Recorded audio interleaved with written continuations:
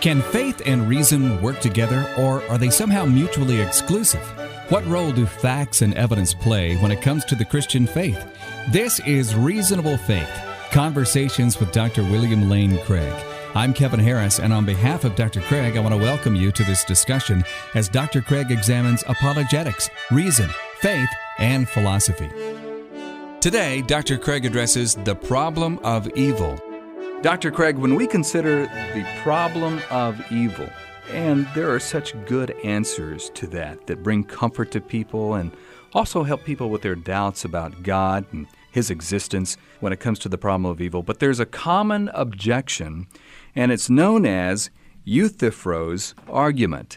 Now, I want everyone to hang with us today because you're going to find this fascinating.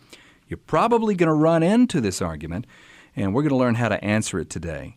Now, give us just a little bit of definition of what this is. All right. This argument or objection was posed originally in Plato's dialogue by the name Euthyphro, and it basically goes like this. Is something good because the gods will it, or do the gods will it because it is good? If you say that something is good because the gods will it, then that means that what is good or evil is just arbitrary. The gods could have willed that torture be good and that we should hate and seek to do each other harm, and that love would be evil and kindness would be wicked. So it seems crazy to think that the good is simply what the gods will. On the other hand, if we say that the gods will what is good, then what is good or evil is independent of what the gods say, and the gods themselves are subject to the good and therefore bound by certain moral duties and therefore have no control over this. Now, this gets translated into Christian theism by asking a similar sort of question. What is the relationship between the God of the Bible and good? Is the good whatever God wills? Well, then it's arbitrary. Does God will what is good? Well, then the good is independent of God, and He's subject to it Himself. There's something higher than Him. Right. And so either horn of the dilemma seems unacceptable, and therefore one cannot base the good upon God, and indeed, in one sense, you could say God doesn't even exist because He wouldn't be sovereign over this higher power. So when we come to the horns of the dilemma, and we have two horns here. That's right. If one doesn't stick you, the other will. Right. Right? Right. If you say that the good is whatever God wills, you're stuck with arbitrariness. If you say, well, no, it's not arbitrary, God wills whatever is good, then the good is independent of God. So take your pick your poison. Either one is unacceptable for Christian theism. And I want to explore this arbitrariness here for just a moment, because if God just determines what is good, then He could presumably or allegedly just say that rape is good. That's right. But that's crazy. Yes, the idea would be you would be morally obligated to do such things, to harm others, to hate others, and so forth. And that would make you a virtuous person, and that seems mad to think that such a possible world exists.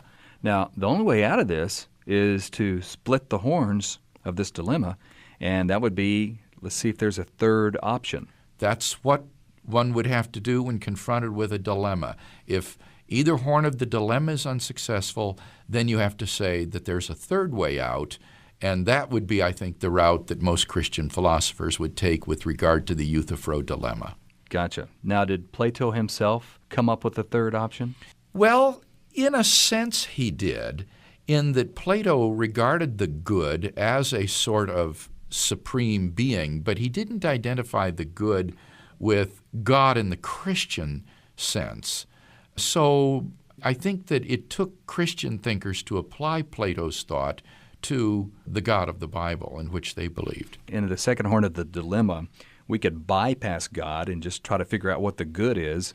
Since God would be subjected, He would be subject to the good as well. Exactly, and that would be more Platonic, that if there is a God, then He would be subjected to the good itself, which would be really the supreme reality. Well, everyone's waiting with bated breath right now. What is the third option? How do we get out of this? I think the third option is to say that moral values are grounded in the nature and character of God himself, and that God's nature is the good.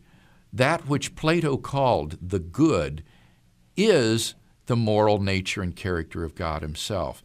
And therefore, God could not have willed otherwise than he has willed. His divine commandments flow necessarily from his own moral nature. And therefore, they are not arbitrary, but they are necessary expressions of his own essence. And therefore, though moral values depend on and are rooted in God, they are not arbitrary because they are necessary expressions of the character of God himself. And I think that that splits the horns of the dilemma. So there's nothing more ultimate than God when it Right. comes to good and so There's forth. nothing more ultimate than God because it is God's own moral nature, which is the good and which determines the difference between good and evil. It's his own nature that is the yardstick between good and evil, and his divine commands will constitute for us our moral duties. When God issues divine commandments like you shall love your neighbor as yourself, you shall love the Lord your God with all your strength and might and soul and so forth, these become our moral duties. Our moral duties are constituted by the commands that God gives. But, and here we go over to the other horn of the dilemma, these commandments are not arbitrary because they're necessary expressions of the moral character of God himself. I'm just trying to think out loud here, Bill. Would we say that there's nothing more ultimate than God, nothing that God would be subject to beyond him because there's not anything to which he would be subject?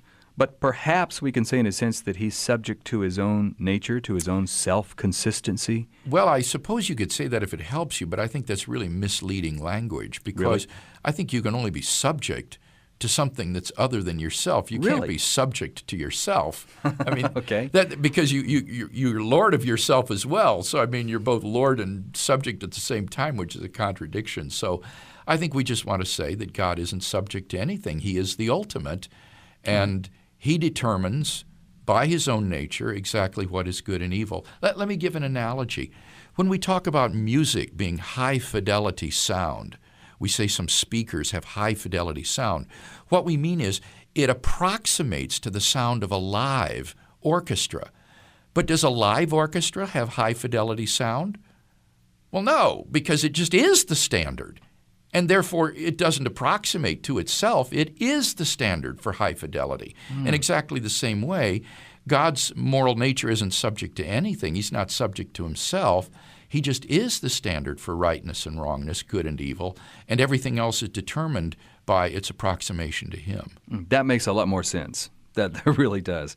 And you mentioned something also that God expresses his moral nature or the good to us through various commands and so forth on the Christian view. Exactly, and these commandments reflect his own nature, and that's why we're commanded, for example, to love one another. And Jesus said even to love our enemies, not to speak of our neighbors. So these commandments show the type of God that we worship, and we can adore God for his moral perfection and his goodness. Well, this has been an argument, a dilemma presented to Christians for a long time, and it's kind of resurrected on the internet and probably on the college campus as well. You hear it all the time, this dilemma, and yet I've never seen a really good response to the theory of ethics that I've just laid out. It's usually called divine command morality. That is to say that our moral values and duties are determined by God's commands, but that these commands are not arbitrary because they are expressions of the very nature of God himself, which is immutable, necessary, non-contingent, and is the good. And I think that this fully solves the Euthyphro dilemma, and I've never really seen a good atheistic refutation of this theory of ethics. Divine command theory. What are Right. some do's and don'ts of that? Well, I've already mentioned some, such as loving your neighbor as yourself, but also the golden rule, for example, doing unto others as you would have them do to you, and then certain prohibitions as well, like do not steal, don't bear false witness against your neighbor, do not murder, and then also positive commandments too. We have a moral obligation to love God, to adore Him as the source of our existence and as the supreme good. On this view, God is the supreme good, and therefore our lives and our wills should be oriented toward God as the supreme good. And therefore I think we have a moral obligation to love God and to adore Him. And that's why, by the way, unbelief is sin. Unbelief is the most serious sin of all, because it means that the will of the creature is not oriented toward the supreme good, but it is oriented toward lesser goods rather than toward God Himself.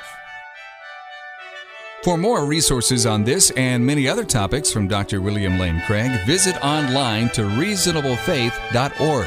That's reasonablefaith.org.